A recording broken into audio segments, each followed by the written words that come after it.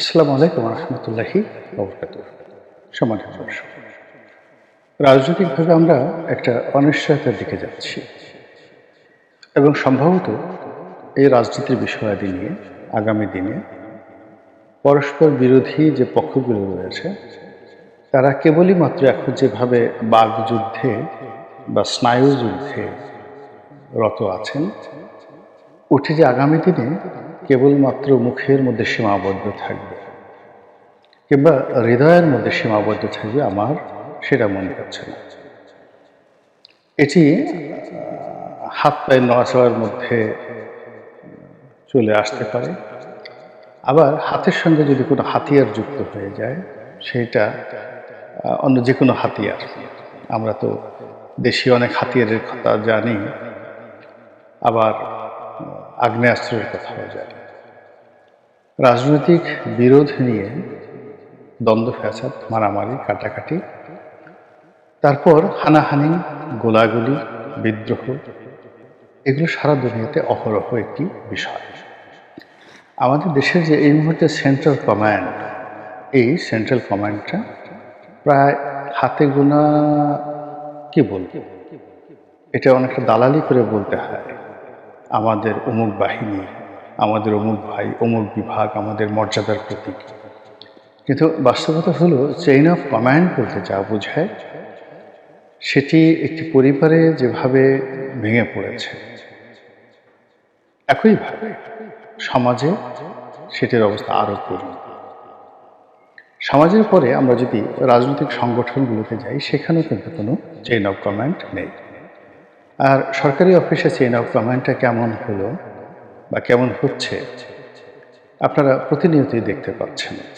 Senior জুনিয়রদের মধ্যে দ্বন্দ্ব সংঘাত, মারামারি, কাটাকাটি, ঘুষ লেনদেন, একে অপরকে অপমান করা, তাড়িয়ে দেওয়া, এই বিষয়গুলো সেই স্বাধীনতার পরে গত 50 বছরে এতটা নিকৃষ্টভাবে কখনই আসেনি। আমাদের এই সমাজে এখন যে মব জাস্টিস হচ্ছে, বিচারের নামে যে প্রহসন হচ্ছে, এবং যে বিষয়গুলো কখনই আমরা কল্পনা করিনি, যেমন আগে একজন পাগলকে মানুষ আক্রমণ করত, তার পাগলামি মানুষের সহ্য হতো না, তাকে মারধর করা হতো, মাথার চুল কামিয়ে দেওয়া হতো।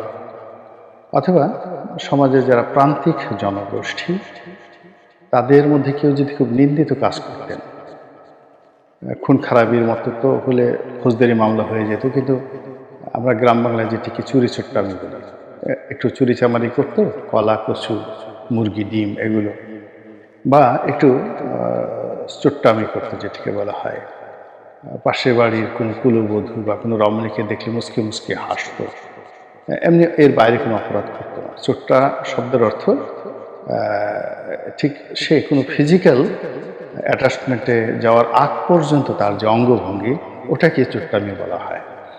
তো যাই হোক, এই চোর এবং চোট্টা, তাও ছোট চোর এবং প্রান্তিক জনগোষ্ঠী, একেবারে দরিদ্র, যার কোনো রেজিস্ট্যান্স পাওয়ার নেই, এই মানুষগুলো অন্যায় করলে আমরা আবহমান কাল থেকে গ্রামের অন্যান্য গরিব মানুষেরা তাদেরকে মাথার চুল কামিয়ে দিত, অনেকে ঘোল ঢেলে দিত মাথার চুল কামিয়ে, তারপরে কারো কারো গলায় জুতোর মালা পরিয়ে গ্রামে ঘোরানো হতো।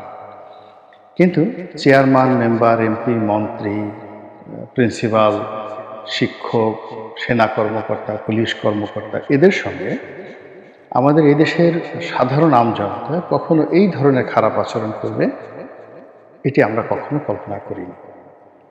কিন্তু 2024 সনের ডিসেম্বর মাসের বাস্তবতা হলো, সারা বাংলায় এরকম অনেক অপ্রীতিকর ঘটনা ঘটছে। অনেক প্রভাবশালী সম্মানিত মানুষ, যাদের সামনে এই 1 মাস আগেও যখন কোনো একটা মানুষ কথা বলতে সাহস পেত না, এখন তাকে চুলের মুঠি ধরে, তার মাথা কামিয়ে, তার গলায় জুতোর মালা পরিয়ে তাকে ঘোরানো এখন কোনো বিষয় না, অনেকটা ডাল ভাতের মতো হয়ে গিয়েছে। তো এই যে একটা মব বা একটা মবকে তারা জাস্টিস বলার চেষ্টা করছে, এরই প্রেক্ষিতে আমাদের রাজনীতি আগামী দিনে কোন পর্যায়ে চলে যাবে, এবং এর মধ্যে আমাদের শেখ হাসিনার বিচার হতে হবে, এর মধ্যে আমাদের শেখ হাসিনার যারা দোসর জাতীয় পার্টি আছেন, রাশেদ খান মেনন, হাসান নিহাল হক ইনু, ব্যবসায়ী সালমান এফ রহমান থেকে শুরু করে অন্যান্য যারা সরাসরি রাজনীতি, আওয়ামী রাজনীতির সঙ্গে জড়িত নয়, কিন্তু সুবিধাভোগী, আওয়ামী সিন্ডিকেটের সঙ্গে যারা সম্পৃক্ত, তাদেরকে দোসর বলা হয়। তো এখন এই দোসরদের বিচার শুরু হচ্ছে বা হবে। এখন এগুলো করার জন্য একটি আদালত, যেটা আওয়ামী লীগ জমানাতে করা হয়েছিল, আইসিটি কোর্ট, ইন্টারন্যাশনাল অপরাধ ট্রাইব্যুনাল, এখন এখানে সব মামলা দেওয়া হচ্ছে। এর বাইরে থানাগুলোতে অনেক মামলা হয়েছে, যেগুলোকে গণ মামলা বলা যেতে পারে, এবং এরকম মামলা কয়েক হাজার হয়েছে আমি বলতে পারবো না, তবে সব মামলাতেই 20 জন 30 জন নয়, 300, 400, 500, 1000 জন লোকের নাম উল্লেখ করার পরেও তাদের রাগ কমেনি। কোনো কোনো মামলায় এরপর আরও 2-3 হাজারকে অজ্ঞাত আসামি করা হয়েছে। এবং এই মামলাগুলো অনেক সময় যা হয় থানা পুলিশ করত আওয়ামী লীগ জমানাতে, কিন্তু এবার দেখা গেল যে প্রাইভেট পার্টি পক্ষ জোগাড় করে আনা হয়েছে। এবং এই সকল মামলায় সারা দেশ এখন ক্লান্ত, বিপর্যস্ত, এবং সরকারি কর্তারা রীতিমতো গলদঘর্ম। এই কারণে ধরুন সাভার থানার কথাই বলি, এই থানার বেশ কয়েকটি মামলা, বা আসলে থানার বেশ কয়েকটি মামলার বিষয়ে আমি হ্যান্ডেল করেছি। অর্থাৎ যারা ভুক্তভোগী নিরপরাধ লোক, তাদেরকে যখন মামলায় জড়ানো হলো, যেহেতু আমার ওই এলাকাতে ব্যবসা বাণিজ্য আছে, অনেকে আমার কাছে এসেছে। তো আমি যখন বাদীদের সঙ্গে কথা বললাম, তো তারা বললো যে আমরা তো এই ধরনের কোনো মামলা করার কথা জানি না। একজন লোক এসে, প্রভাবশালী একজন লোক এসে আমাদের বলল স্বাক্ষর করার জন্য, আমরা স্বাক্ষর করে দিয়েছি। মুখে যদি বলে আমরা তো না করে পারি না, এই পর্যন্ত। তারপর যখন আমি থানাকে বললাম, থানা বলল যে স্যার আপনি তো জানেন কিছু করার নেই। আচ্ছা, একটু এসপি সাহেবের সাথে কথা বলেন।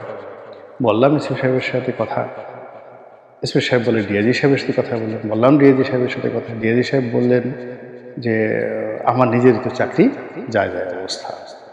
তো এরকম ঘটনা কয়েকটা ঘটেছে। পরবর্তীতে দেখা গেল যে যারা একটু তদবির করে মামলা ঠেকানোর চেষ্টা করেছে, সেক্ষেত্রে বাদীকে দিয়ে কোর্ট কাছারি থেকে, মানে আদালত থেকে এই এজাহার নেওয়ার জন্য একটা অর্ডার নিয়ে আসা হয়েছে। এভাবে যে মামলাগুলো হয়েছে, কত হাজার হয়েছে সারা বাংলাদেশে, এখনো পর্যন্ত একজ্যাক্টলি এই তথ্য আমরা জানি না। অনেক সময় যে একটা ট্রান্সপারেন্সি থাকে, সেই তথ্য আমরা জানি না, কিন্তু মামলা হয়েছে, হাজার হাজার মামলা হয়েছে। এবং হাজার হাজার মামলার মধ্যে যদি গড়ে 500 করে আসামি থাকে, তো সেই আসামির সংখ্যা কত হবে? এবং অবাক করার ব্যাপার হলো, প্রায় বেশিরভাগ মামলায় 1 নম্বর আসামি শেখ হাসিনা। এত লম্বা ভূমিকা টানলাম এই কারণে যে বাংলায় এখন নির্বাচন নিয়ে তুমুল বিতর্ক চলছে। প্রথমে বলা হলো যে নির্বাচন হবে, তবে প্রয়োজনীয় সংস্কার সাধন করার পর অনেকগুলো সংস্কার কমিশন হয়েছে। এখন সংস্কার শব্দটি এখন রীতিমতো একটা গালিতে পরিণত হয়েছে, এটি জনপ্রিয়তা হারিয়েছে। এবং যারা সংস্কারের কথা বলেছে, প্রধান উপদেষ্টা থেকে শুরু করে অন্যান্য যে সকল উপদেষ্টা, তারা সবাই ট্রলের শিকার হয়েছে।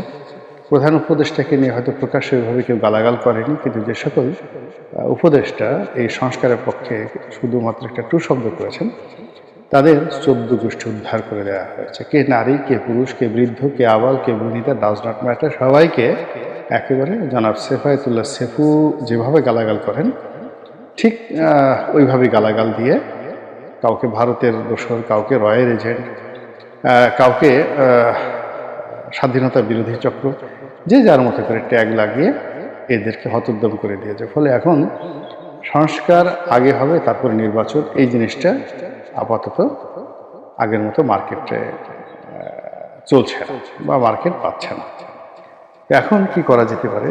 সরকার হাতে সবসময় কতগুলো টিম থাকে, বি টিম থাকে, সি টিম থাকে, ডি টিম থাকে।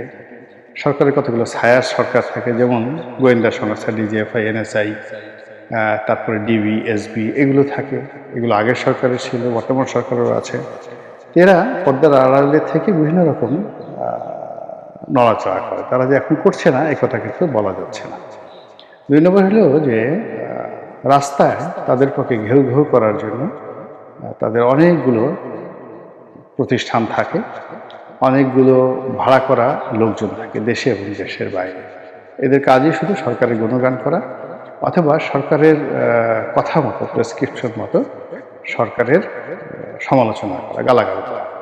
অনেক দেখবেন যে সাধারণ মানুষ যেখানে সে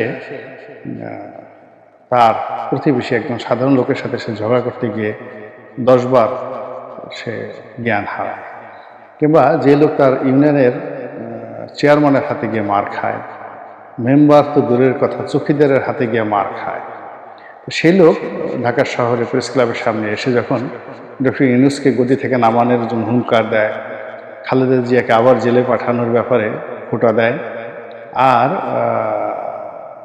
ডক্টর মোহাম্মদ ইউনূসকে টেনে হিসেবে নামানোর হুমকি দেয়, আর বলে শেখ হাসিনাকে নামিয়েছে, তখন আপনি বুঝতে পারবেন যে এখানে এই কথাগুলো শিখিয়ে দেওয়া হয়েছে এবং এই কথাগুলো বলার জন্য যথেষ্ট নিরাপত্তা তাদেরকে দেওয়া হয়েছে এবং এই কথা বলার জন্য তারা যথেষ্ট পরিমাণ অর্থবৃত্তি পেয়েছে। তো এগুলোকে আপনি B team, C team, D team বলতে পারবেন, যাদেরকে দিয়ে সরকার অনেক কথাবার্তা বলায়। তো সেই দিক থেকে এখন এই মাঠে বি টিম, সি টিম বলবো কিনা জানি না, অনেকগুলো খুচরা খুচরা ছোট ছোট রাজনৈতিক দল, অনেকগুলো রাজনৈতিক মুখপাত্র, অনেকগুলো ব্যক্তি একেবারে সম্মুখ সারিতে চলে এসেছে, যারা আমাদের মূল ধারার যে রাজনীতি কিংবা যারা আমাদের মূল ধারার যে গণতন্ত্র কিংবা ব্যবসা বাণিজ্য কিংবা সমাজের যে একটা ইন্টিগ্রিটি বলতে যেটি বোঝায়, ওই পর্যায়ে তারা এখনো পৌঁছাতে পারেনি। কিন্তু সরকারের আশকারা পেয়ে তারা বেশ শক্তিশালী। তারা এতটা শক্তিশালী, তারা ইচ্ছা করলে গিয়ে এখন আওয়ামী লীগের অফিসে হেগে আসতে পারে, তারা ইচ্ছা করলে 32 নম্বরে গিয়ে সেই জল বিয়োগ করতে পারে, মূত্র বিসর্জন করতে পারে, তারা ইচ্ছা করলে গণভবনে অর্থাৎ শেখ হাসিনা পরিত্যক্ত গণভবনে সেখানে গিয়ে তারা মূলা চাষ করে আসতে পারে, বেগুন চাষ করে আসতে পারে। আমরা আগে বলতাম না যে তোর বাড়ি, তোকে ভিটা মাটি উচ্ছেদ করে তোর বাড়িতে বেগুন চাষ করে দেবো, বেগুন এরকম। এখন শেখ হাসিনাকে উচ্ছেদ করে তার বাড়িতে এখন বেগুন চাষ করে দিয়ে আসতে পারে। এরকম অনেক শক্তিধর লোকের সৃষ্টি হয়েছে যারা মূলত সরকারের মদতপুষ্ট। এরা সব কাজ করতে পারে, তারা কোরআনে তাফসীর করতে পারে, তারা গীতার ব্যাখ্যা করতে পারে, তারা সংস্কৃত ভাষা জানে, তারা ইংরেজি ভাষা জানে, অর্থাৎ তারা যা কিছুই বলেন না কেন প্রতিটি জিনিসই সঙ্গে সঙ্গে অমৃত হয়ে যায় সরকারের মধু এবং মেওয়ার কারণে। তো এরকম অসংখ্য মানুষের মধ্যে আমরা সত্যিকার অর্থে আপন মানুষ কারা, সত্যিকার মানুষ কারা এবং কাদের কথায় দেশ চলছে এই জিনিসটা আমরা বুঝতে পারছি না। যখন আওয়ামী লীগ ছিল তখন মনে হতো শেখ হাসিনার কথায় দেশ চলে, শেখ হাসিনা সামনে কেউ দায়ী না, শেখ হাসিনা হাসতে বললে ওবায়দুল কাদের হাসেন, শেখ হাসিনা কাঁদতে বললে ওবায়দুল কাদের কাঁদেন। বিএনপির জমানাতে একই মনে হতো যে বেগম জিয়া যা বলেন তাই হয়, আর হাওয়া ভবন থেকে জনাব তারেক রহমান সাহেব যা বলেন তাই হয়। এই দুটো ভবনের বাইরে তেমন কিছু হয় না। কিন্তু শেখ হাসিনার জমানাতে আবার ওই ডুয়েল কখনো কোনো কিছু হয়নি, সবই ভালো হোক মন্দ হোক তার নিজের টেবিল থেকে হয়েছে, নিজের মনোমস্তিষ্কৃত হয়েছে। কিন্তু এখন সমস্যা হলো যে বর্তমান জমানাতে রাষ্ট্র কার কথায় চলছে, দেশ কার কথায় চলছে, প্রশাসন কিভাবে চলছে এবং কারা কারা এই ঘটনার সাথে জড়িত আমরা বলতে পারছি না। এখন একটা কালেকটিভ সমাজ, কালেকটিভ রাষ্ট্র হয়ে গেছে এবং এই কালেকটিভনেসের মধ্যে যারা নেতৃত্বে আছে আমরা তাদেরকে আসলে দেখতে পাচ্ছি না। এটা হলো বাস্তবতা। তো এইরকম যাদেরকে দেখা যাচ্ছে না কিন্তু সরকার খুব যথেষ্ট প্রভাবশালী এবং সরকারের খুবই ঘনিষ্ঠ, তারা এখন B team, C team, D team না এ টিম, এটি সরকার ভালো বলতে পারবে, তারা বলতে পারবে। এখন তাদের বক্তব্য হলো যে শেখ হাসিনার বিচার না করে ইলেকশন হবে না, প্রতিহত করা হবে এবং দরকার হলে ইউনূসের বাসা ঘেরাও করা হবে এবং তাকে গদি থেকে টেনে হেঁচড়ে নামানো হবে। বোঝার চেষ্টা করুন, মানে তারা যদি সরকারি বি টিম, সি টিম হয়ে থাকে এবং তারা যদি ডক্টর ইউনূসকে গদি থেকে নামানোর হুমকি দেন, তার বাসা ঘেরাও করার হুমকি দেন, তাহলে বুঝতে হবে যেখানে ডাল মেকুস কেলায় হয়। এই জিনিসগুলো হচ্ছে এবং এর মূল বিষয়টা হলো নির্বাচনী বিতর্ক। এখন যারা ক্ষমতা আছেন, আমাদের একজন সিনিয়র রাজনীতিবিদ একসময় কিংবদন্তির ছাত্রনেতা ছিলেন ফজলুর রহমান, ছাত্রলীগের সভাপতি ছিলেন, এখন বিএনপিতে উপদেষ্টা মণ্ডলীর সদস্য। অসাধারণ যুক্তি নিয়ে তিনি কথা বলেন, সাহসিকতা নিয়ে। তিনি বলছেন যে ক্ষমতার যে চেয়ারটি এটি তুলতুলে নরম, তুলতুলে নরম, এখানে বসলেই একটা আবেশ এসে যায় শরীরে, মনে হয় ঘুমিয়ে পড়ি, মনে হয় সারাদিন শুধু এই সিংহাসনে বসে থাকি, এখান থেকে আর যেতে ইচ্ছা করে না। তো এই কারণে এই ক্ষমতার তুলতুলে চেয়ারে বসে তারা নানা রকম বাহানা শুরু করেছে।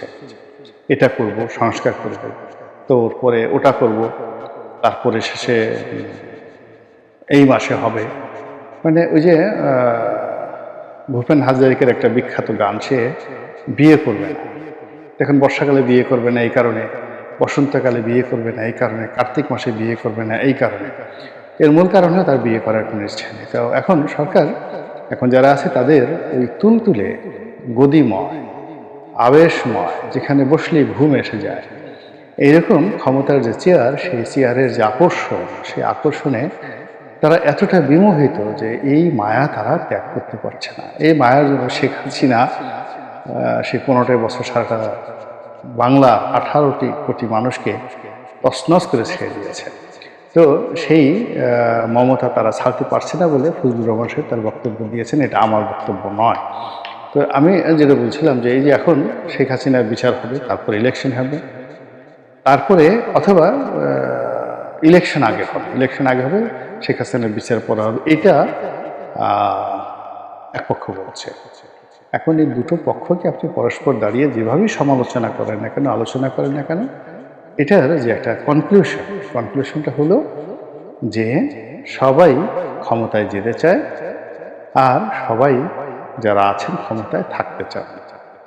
আর সেই ক্ষমতায় থাকা এবং না থাকার মধ্যে কখনো সংস্কার বা কখনো শেখ হাসিনার বিচার যেভাবে আনা হয়েছে, তাতে করে ক্ষমতায়ও থাকা হবে না, ক্ষমতায়ও আসা হবে না, আর বিচার যেভাবে বলছেন সেই বিচার সেভাবে করাও হবে না। এর কারণ হলো যখন একটা রশি 3 থেকে 4 দিক থেকে টানাটানি শুরু হয়ে যায়, তখন সেই রশিটি ছিঁড়ে যায়। কিংবা একজন মানুষকে যদি একটা রশির মধ্যে এভাবে গিঁট দিয়ে তারপরে 4 দিক থেকে টানা হয়, তাহলে সেই মানুষটির শরীর খণ্ড বিখণ্ড হয়ে যায়। এখন নির্বাচনকে কেন্দ্র করে আমরা যেভাবে রশি টানাটানি করছি, যেভাবে কথাবার্তা বলছি, তাতে আর যাই হোক না কেন নির্বাচনের যে রোডম্যাপ, এটি অক্ষত থাকছে না। আর এই অক্ষত না থাকার কারণে যে বিস্তারটি একেবারে অবশ্যম্ভাবী ছিল শেখ হাসিনার, এবং যেটি করার জন্য জনমত ছিল, কিন্তু আমাদের এই ব্যর্থ চাণক্য নীতির কারণে আমরা এই বিচারটিও সঠিক সময় করতে পারবো বলে আমার কাছে মনে হচ্ছে না। মহান আল্লাহ আমাদের সবাইকে হেদায়েত দান করুন এবং হেফাজত করুন। আসসালামু আলাইকুম রহমতুল্লাহি ওয়া বারাকাতুহু।